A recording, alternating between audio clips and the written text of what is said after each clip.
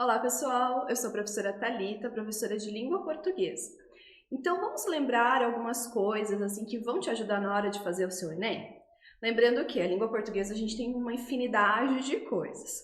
Porém eu fiz um recorte de algumas coisas que eu acho que são essenciais para que você se prepare nessa reta final. Então vamos lá.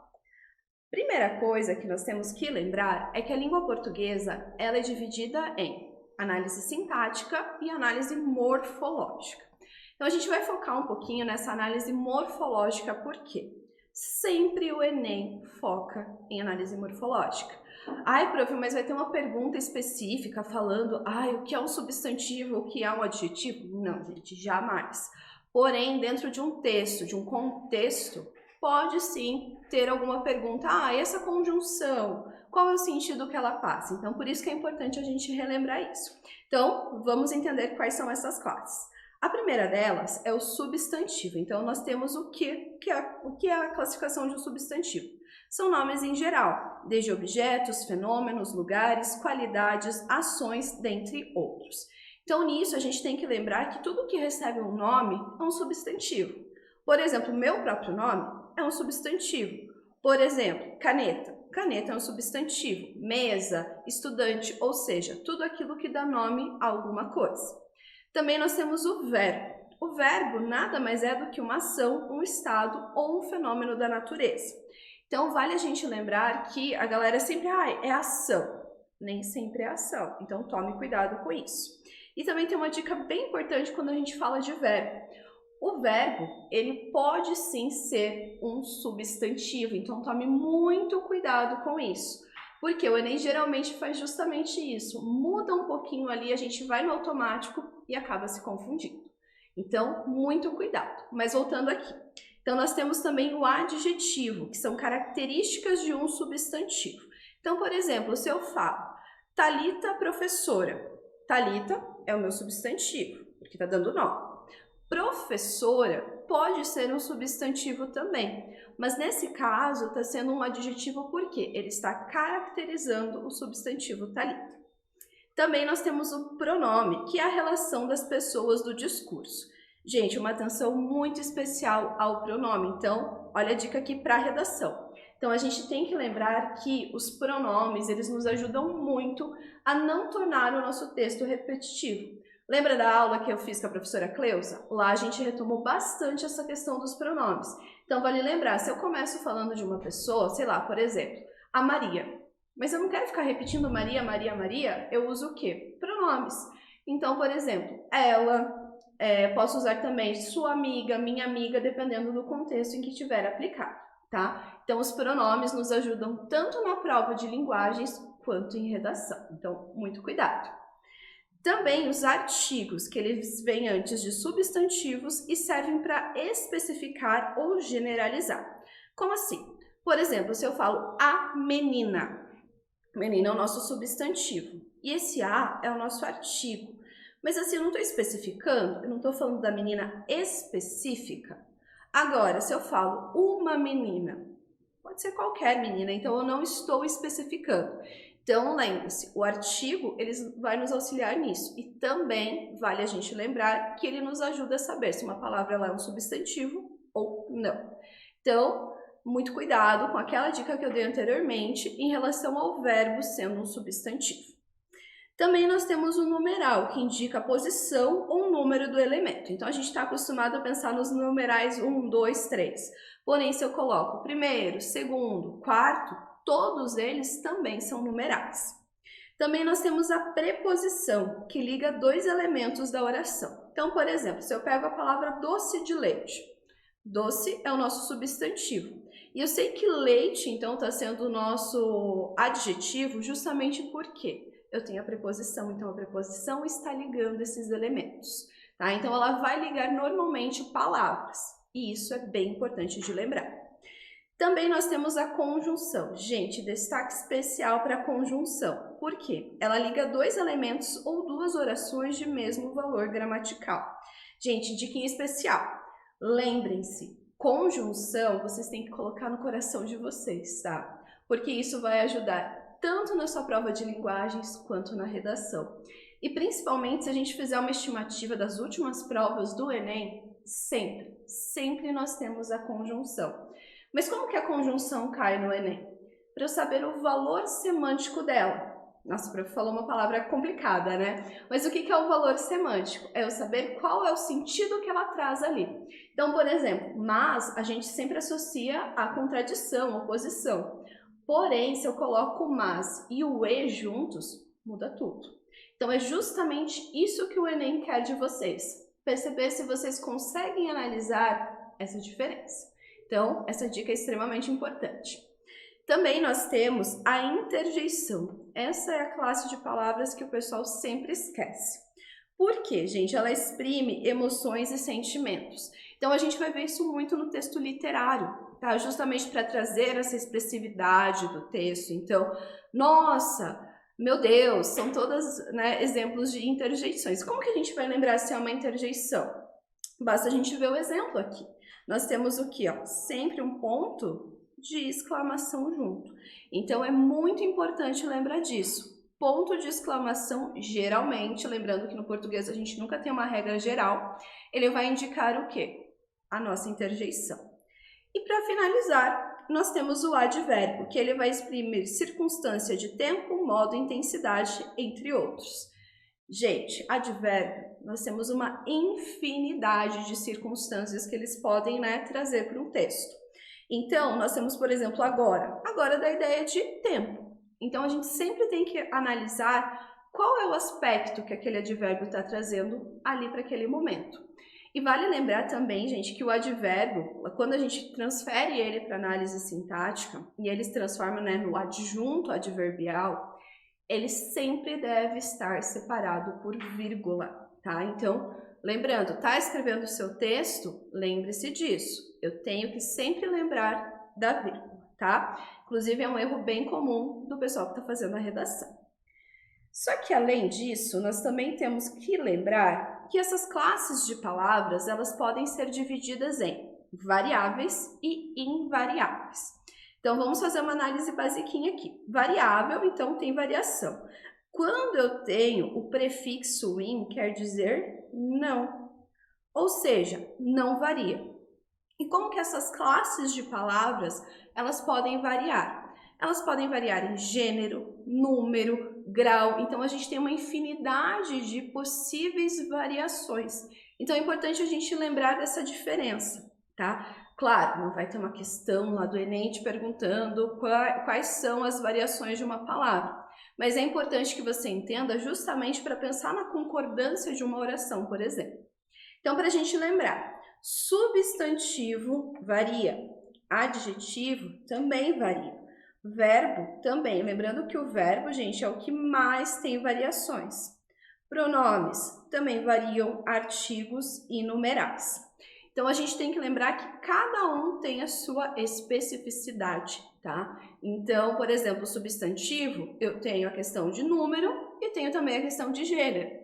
Coisa que não vai se aplicar, por exemplo, aos verbos a questão de gênero. Número sim, mas num aspecto diferente. As que não variam, nós temos os advérbios, as conjunções, as preposições e as interjeições. Então, lembrem-se que essas palavras não possuem variação nenhuma, tá? Então, não adianta eu querer colocar lá agoras. Não existe isso. Então, por isso que é importante a gente saber de todas essas classificações. Mas vamos entender como que o Enem vai cobrar isso? Vamos fazer algumas questões, então, relacionadas a classes de palavras? Então, uma coisa que é bem importante quando nós pegamos uma questão do Enem é nós irmos direto ao enunciado. Por que o enunciado? Vai que tem alguma coisa que eu não preciso ler o texto. Ótimo, ganho tempo com isso. Então, no enunciado da questão nós temos: no texto, constata-se que os usos de pronomes variam ao longo do tempo e que atualmente tem empregos diversos pelas regiões do Brasil. Esse processo revela que, gente, ali no enunciado, está falando de alguma parte específica do texto? Não. Mas assim, dá para eu dar uma olhadinha no texto para entender do que ele está falando, pelo menos? Sim, isso que é a interpretação. Então, vê, eu peguei o enunciado, analisei ele, precisa voltar no texto?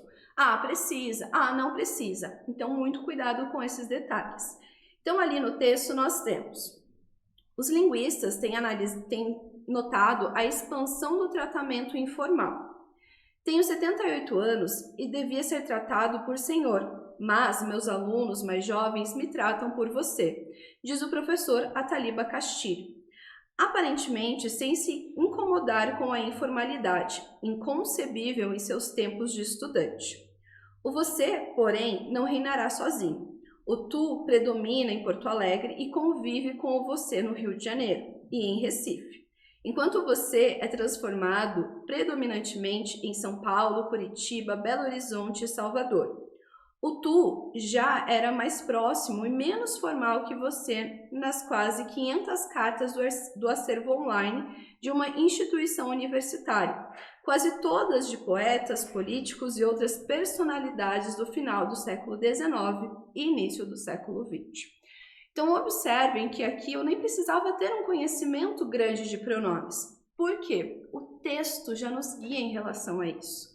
Como assim o texto nos guia? Ele está explicando da utilização de tu, né, e do pronome de tratamento você. Inclusive, né, olha o conhecimento de mundo aqui. Ele fala do Ataliba de Castilho, que é um dos grandes linguistas que nós temos atualmente no Brasil. Então, aqui eu tenho um argumento de autoridade. Ou seja, é alguém que sabe do que está sendo tratado ali no texto. É o foco do estudo dele. Então, traz mais credibilidade ainda. Então, vamos entender, né, esse processo, o que ele revela, essa transformação de nós deixarmos o tu de lado e utilizarmos o você. Então, nós temos ali na letra A, a escolha de você ou de tu está condicionada à idade da pessoa que usa o pronome. Gente, quando eu pego uma questão assim, eu preciso voltar lá no texto e pensar, tá, em algum momento ele falou isso? Observe, o Ataliba, ele cita na sua fala que os meus alunos mais jovens me tratam por você. É a percepção dele. O texto explora essa questão de mais jovem, mais velho, em algum momento? Então, é uma coisa que a gente tem que pensar. Na letra B, a possibilidade de se usar tanto tu quanto você caracteriza a diversidade da língua? Gente, aqui eu tenho que estar bem ligada ao texto. Em algum momento ali no enunciado diz, o texto traz isso. Vamos voltar lá no enunciado, que é importante a gente prestar atenção nisso. No texto, então, já começa aqui, ó, deixando claro que no texto nós temos, então, o uso de pronomes, que eles estão variando no tempo e também tem empregos diversos em diferentes regiões. Então, assim, quando eu estou na dúvida em alguma questão, é importante voltar no enunciado e pegar algumas palavras importantes ali, para que eu não precise sempre ficar voltando, lendo, voltando, lendo. Na letra B, o pronome tu tem sido empregado em situações informais por todo o país? Tome cuidado, gente. Quando nós voltamos ali, ó, o tu predomina em Porto Alegre e convive com você no Rio de Janeiro. Então, ele está falando de situações informais? Não. Então, não vamos, né, voltar nessa. Letra D. A ocorrência simultânea de tu e de você evidencia a inexistência da distinção entre os níveis de formalidade. Então, assim, eu não sei se a pessoa está sendo mais formal quando ela está usando você ou tu. Pensem aí. Letra E. O emprego de você em documentos escritos demonstra que a língua tende a se manter inalterada. Lembra que eu comentei com vocês que existem algumas questões que são bem absurdas? Essa alternativa aqui é a letra E, por exemplo. A gente está falando que se mantém inalterada, sendo que o texto traz toda, né, uma construção, na verdade, diferente disso, que seria o quê? A língua, ela muda. Então, há essa variação. Então, nós temos ali como correta a letra B de bola, justamente porque nós temos o que contrapõe justamente o que nós lemos aqui na letra E, a diversidade da língua. Então, assim, algumas pessoas falam, ninguém usa mais o tu, nós utilizamos só o você. Na verdade, o Brasil é tão grande que nós temos uma variação enorme, então, dessa variação. Então, aqui a gente está falando da classe de palavras e também estamos falando um pouquinho de variação linguística. Então, vocês precisam, né, sempre perceber esses pequenos detalhes nas questões. Aí, na sequência, nós temos mais uma questão que a gente vai direto para o enunciado. Considerando-se as operações de retomada de informações na estruturação do texto, a interdependência entre as expressões. Opa, agora eu tenho que voltar no texto. Por que eu preciso ler todo o texto? Porque eu preciso ver essa relação de interdependência, tá? Então, são expressões que uma vai depender da outra. Ah, prof, posso só localizar ali as expressões?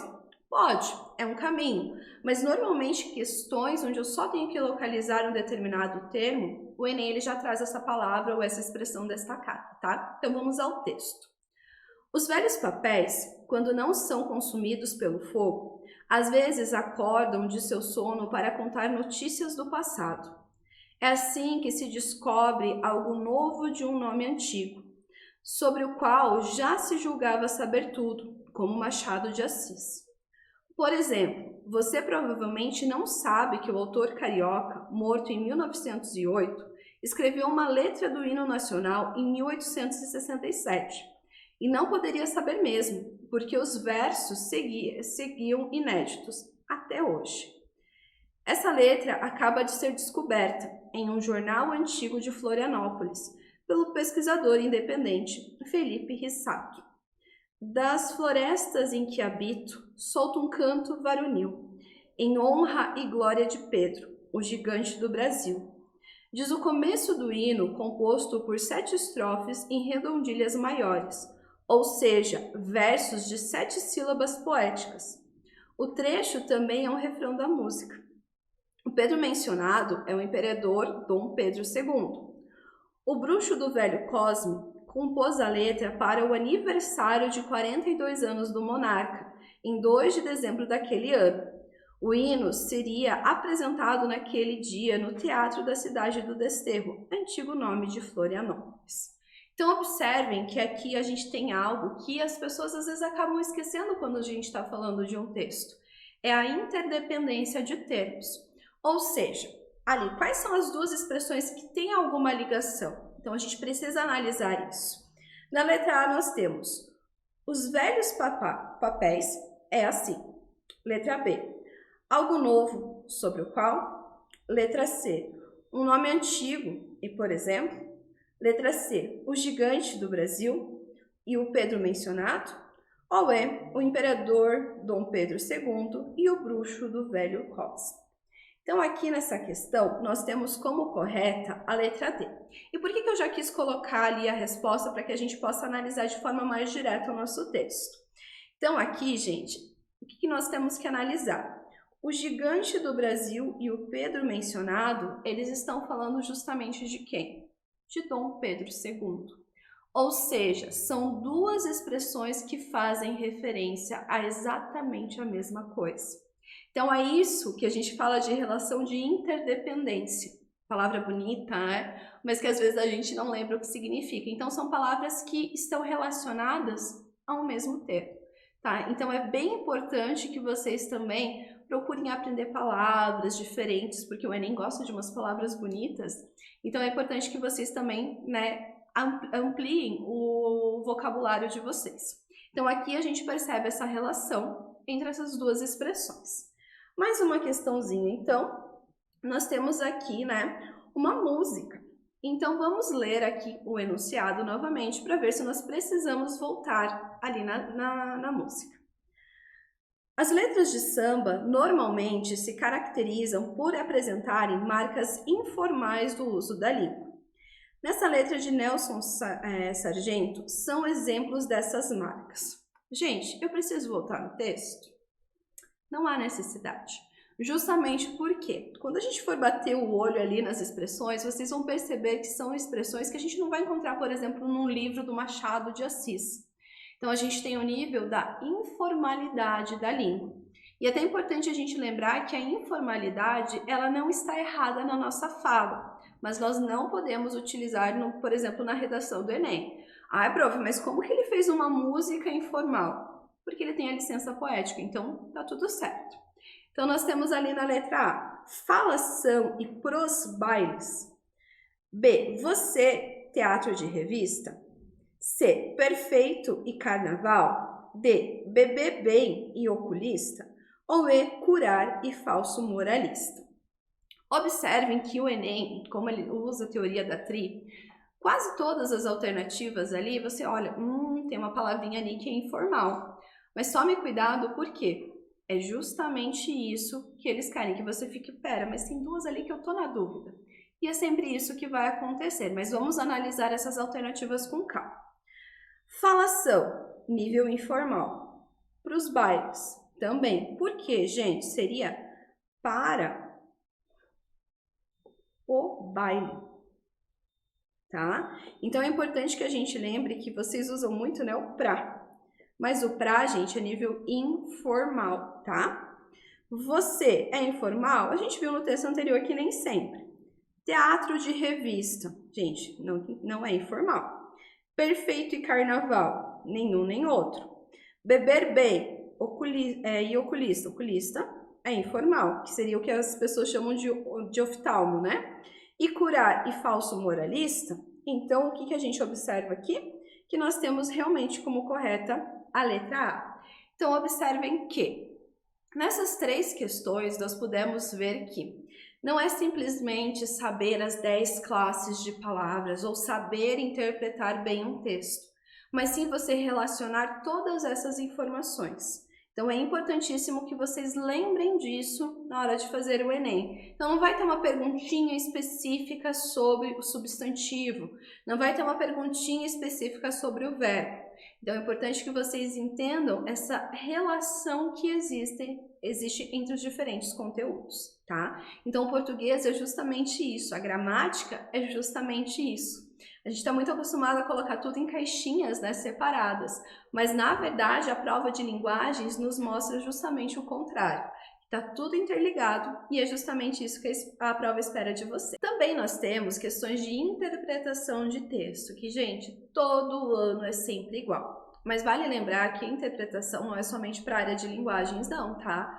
Vale para todas as áreas do conhecimento. Trouxe algumas questões para que nós pudéssemos analisar e também para que eu pudesse dar dicas para vocês. Então, dando continuidade aqui. Nós temos, então, aqui, né, essa imagem que tá. Esse PET é descartável, esse não.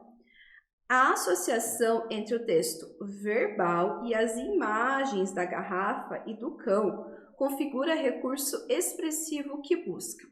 Observem, gente, que o Enem ele vai trazer diferentes gêneros textuais. Então é importante que vocês tenham contatos com vários. Justamente porque para ir aprendendo como que eu interpreto um, como que eu interpreto o outro. E nesse caso aqui especificamente, eu tenho a questão de linguagem escrita e também a questão visual, tá? Então eu tenho que fazer a ligação entre esses elementos. Então nós temos na letra A, o recurso expressivo que busca estimular denúncias de maus tratos contra animais. É o estímulo dessas denúncias que é o foco aqui.